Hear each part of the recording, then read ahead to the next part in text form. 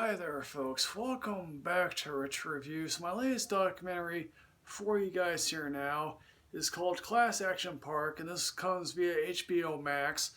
And this is directed by two guys I never heard of, and it's narrated by John Hodgman, and using a variety of interviews from past employees, people who went to the park, and crude animation. This tells the rise and fall of Action Park in Vernon, New Jersey from the late 70s to the mid 90s.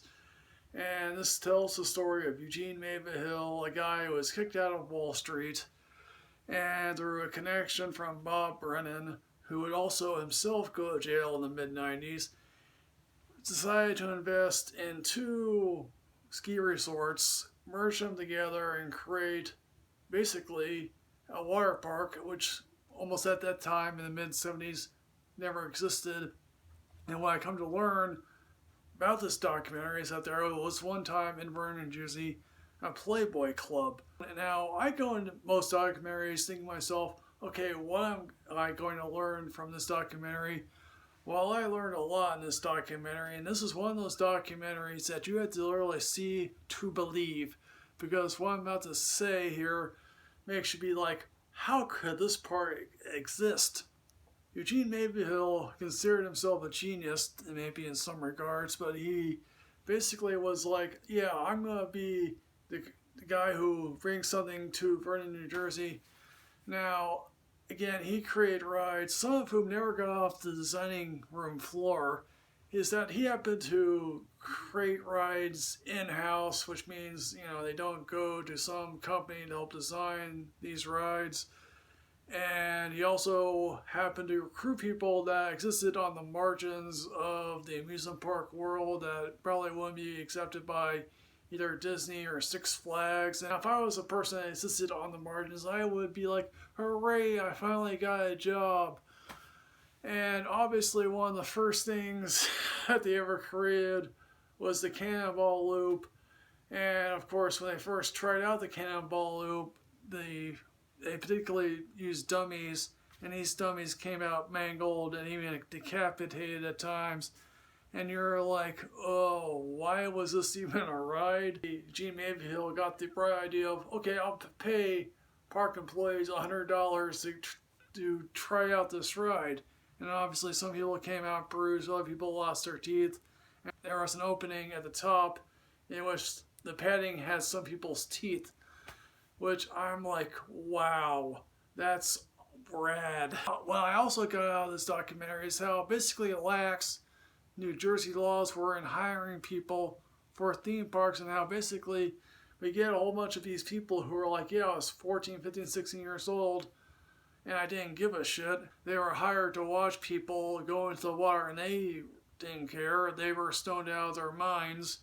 And obviously, one person was like, yeah, there was a shed that we all kept our belongings, but in reality, went to that shed, get high, get laid, and do whatnot.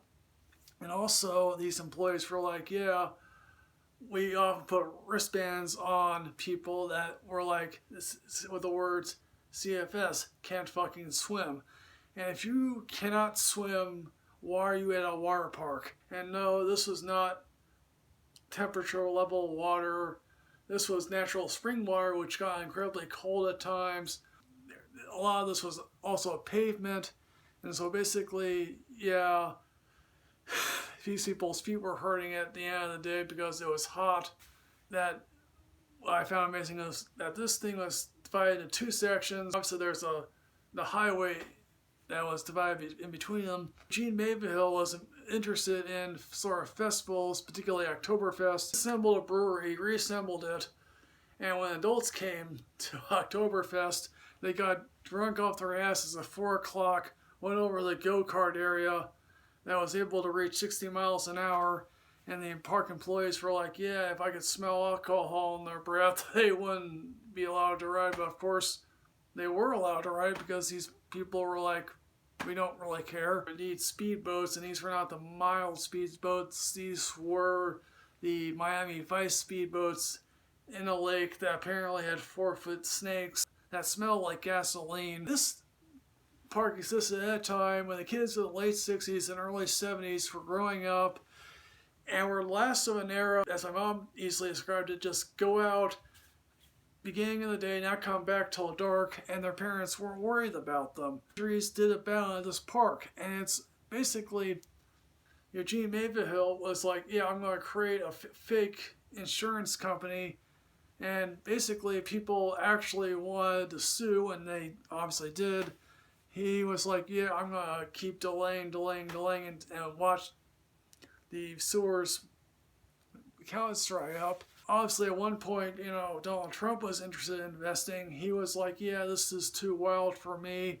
Film does show you the complicated relationship between Eugene Mayfield and the township in and of itself, because, let's face it, injuries that did abound. They only had 2 ambulances, and they were like, yeah, if you want our help, you have to get your own ambulance, which Eugene Mayfield did.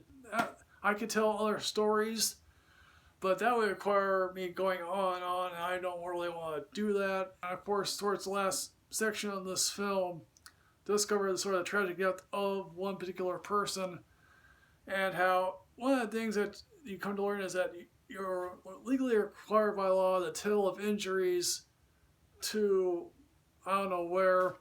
And Eugene Mayfield, of course, was like, yes, but what requires it to be serious injuries? And obviously, this one kid died on an alpine skiing run. And one of the things I come to learn about the alpine skiing run thing is that, oh yeah, people were literally dropping their sleds onto the runway. Which I'm like, why would anyone do that? Obviously, there was the wave pool, which obviously was higher than anyone anticipated. And people, they called at least one section the death section. And at least some new lifeguard within the first 5-6 minutes had to rescue several different people because they were drowning. People thought that was part of the experience, which is like, who would think that? Like, people did drown, people were electrocuted, and the injuries just began to pile up, and the bodies began to pile up. And, what sadly I did all of this was that one of his investors, Bob Brennan, had to go to jail. And obviously the relationship with town folks did begin to, as I said, began to sour, including that one couple who lost their son. And they basically celebrate the guy's death, which is like, yeah, even if I hate somebody, I would never celebrate their death. And at least one person who was a reporter was sort of like, yeah, I got to at least know him towards the end of his life. And I think Johnny Knoxville actually managed to make a fictionalized film called Action Park a few years ago. I never did see that film. The people who are interviewed here are clearly nostalgic for their childhood, for this particular point in their lives. And that's all well and good, because quite frankly, I have stories from my own childhood that I probably wouldn't ever want to repeat on camera. And so in the end, folks, what I'm going to say about Class Action Park, I am going to give this leave work early, because I would definitely want to go to Class Action Park. And, so folks, Class Action Park, have you seen this? What did you think? Please put everything in the comment box below here, folks. As always, folks, like, comment, subscribe. Enrich yourself with knowledge. I'll see you next time, folks. Yes, hooray.